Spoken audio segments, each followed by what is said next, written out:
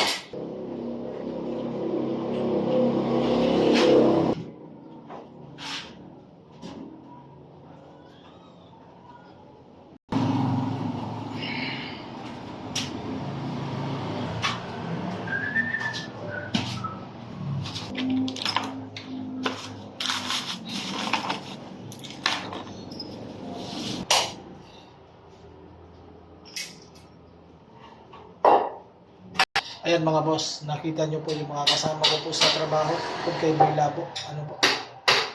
Extra muna kami dito dahil nakiusap po yung may-ari na lagyan po namin ng kesame ito dahil may titira daw pa samantala. Ano po? Yan po mga nakita nyo po yung mga kasama po namin ni Boy Labo. Kung kay Boy Labo, yan, yun po mga kasama po namin. Ano po?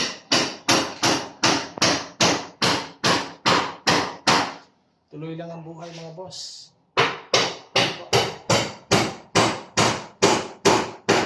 Mahirap. Kaya natin yan. Tuloy lang ang buhay. Ingat po kayo mga boss. Ano po? Ingat. Ingat-ingat po.